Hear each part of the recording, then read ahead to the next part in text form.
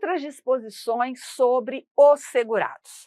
Veja só, aqui eu vou falar para vocês que todo segurado, todo aquele que exercer concomitantemente mais de uma atividade remunerada sujeita ao regime geral, ele vai ser obrigatoriamente filiado em relação a cada uma delas. Então, eu vou colocar um exemplo, né? Você imagina o médico. É um exemplo muito clássico. O médico, ele é empregado de uma grande empresa. Então, no período da manhã, ele fica nessa empresa atendendo lá os empregados, né, daquela empresa. Bem, ele é empregado. Mas ele também é filiado a uma cooperativa de trabalho médico. Então, ele tem seu consultório, ele presta serviço ali, né, na medicina, ele atende através de planos de saúde, etc. Ora, o médico, ele exerce no mesmo período, então de forma concomitante, mais de uma atividade remunerada abrangida pelo regime geral. Então, ele vai ser filiado em relação a cada uma atividade, empregado e contribuinte individual. E vai recolher a contribuição em relação a todas as atividades, observado o limite máximo de salários de contribuição. Então, quer dizer, o teto, né, sobre o valor teto sobre o qual pode incidir a contribuição previdenciária. Mas eu quero dizer que, uma vez que ele exerce mais de uma atividade, ele vai ter que se filiar em relação a cada uma delas. Outro exemplo clássico é o professor. Professor, ele pode ser empregado em vários estabelecimentos de ensino. Ele dá aula de química de segunda a quarta numa determinada escola e quinta e sexta em outra. Olha, ele tem dois vínculos empregatícios aqui. Ele é filiado em relação às atividades que ele exerce, tá?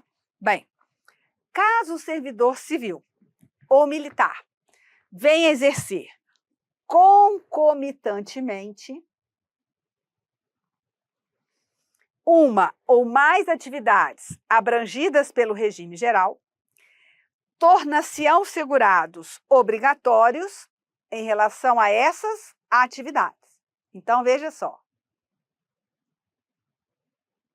Aqui, nós estamos tratando de servidor civil ou militar, né? Imagine que esse servidor civil, ele seja amparado pelo regime próprio de previdência. Mas, ao mesmo tempo, ele exerce uma atividade abrangida pelo regime geral. Isso é muito comum também do médico e até do professor, né? Olha, você imagina que uma servidora pública do Estado de São Paulo, uma professora do Estado, com vínculo efetivo, trabalhe no Estado na parte da manhã e à tarde numa outra escola privada. Olha, servidora pública civil do Estado de São Paulo e também exerce atividade abrangida pelo regime geral. Então, ela vai estar amparada pelo regime próprio do Estado de São Paulo, mas vai estar vinculada obrigatoriamente ao regime geral em relação àquela outra atividade, né? Então, nesse caso, a possibilidade há, mas aí são segurados obrigatórios, tá? Bem, dirigente sindical mantém, durante o exercício do mandato eletivo, o mesmo enquadramento no regime geral antes da investidura, tá? Antes da investidura. Então, imagine o seguinte, nós estamos com o empregado, né? Ele se afasta do trabalho exatamente por quê? Porque ele foi eleito presidente do seu sindicato. Olha, mesmo ele estando lá na presidência do sindicato, ele vai continuar com o mesmo enquadramento. Qual que é o enquadramento dele? empregado, tá? Agora aqui, ultimamente, vem caindo bem e até tem entendimento do Supremo. Olha só, o aposentado pelo regime geral de previdência social que estiver exercendo ou que voltar a exercer atividade abrangida pelo regime geral é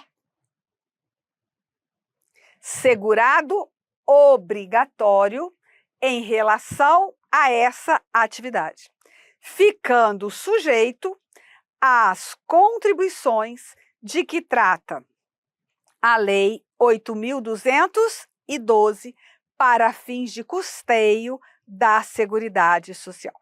Muitas pessoas falam assim: ah, mas é um absurdo, né? O segurado aposentado pagar contribuição. Olha, o fato gerador da contribuição previdenciária aqui não é ser ou não aposentado, não é ter direito ao benefício. Ter direito ao benefício é uma consequência de estar na condição de segurado. Bem, o fato gerador da contribuição é o exercício da atividade remunerada. E se o aposentado volta a exercer atividade remunerada, em relação a essa nova atividade, ele é contribuinte. Porque o nosso sistema de previdência, ele prima por um princípio básico, que é o princípio da solidariedade. Então, se ele se aposenta e volta a trabalhar, ele vai recolher. E quando ele parar, ele não tem, de novo, as contribuições. Ele não tem restituídas essas contribuições. Tá? O próprio Supremo Tribunal Federal já se manifestou em relação a isso, dizendo que essa obrigatoriedade, ela advém do princípio da solidariedade. Eu lembro quando eu falei com vocês sobre o princípio da solidariedade contributiva, eu disse que esse princípio, ele justificava, era o que justificava a compulsoriedade, a obrigatoriedade da contribuição para a Previdência Social. Tá? Então, neste caso, o segurado aposentado, não é que a contribuição do regime geral vai incidir sobre a sua aposentadoria. Não, porque isso é vedado constitucionalmente. Vai incidir sobre a remuneração da nova atividade que ele vem exercendo, certo? A pessoa pode passar de uma categoria de segurado para outra dentro do regime geral. Perfeito, né? Pode sim. Por quê? Porque, ora, eu estou na condição de empregada, posso passar para ser contribuinte individual? Posso. Posso, inclusive, deixar de ser segurada obrigatória e contribuir como facultativa? Também pode. Então, você pode transitar. Isso não vai impedir que os seus tempos de contribuição sejam computados, tá? Os tempos de contribuição em qualquer qualidade de segurado.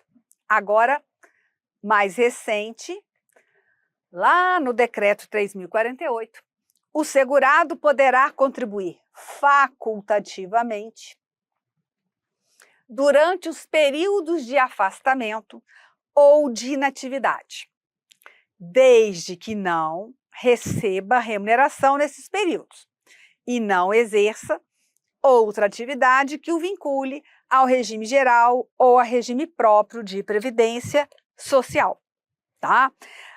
Como que isso pode acontecer? Vocês lembram na época da pandemia, em que vários empregados ficaram, né, afastados do trabalho, né? Nós tivemos lockdown e etc., e eles deixaram de receber do empregador. Eles recebiam auxílio do governo. Olha, nesse período ele estava afastado sem remuneração, não estava exercendo outra atividade remunerada, nem pertencia a regime próprio de previdência. Então, aquele período, essas pessoas poderiam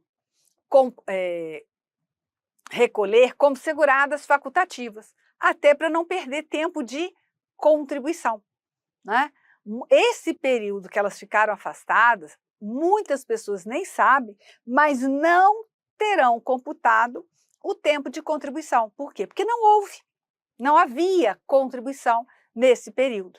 E outras situações, desde que esteja inativo, afastado e queira contribuir, né? Não está naquele momento exercendo atividade remunerada, portanto, não está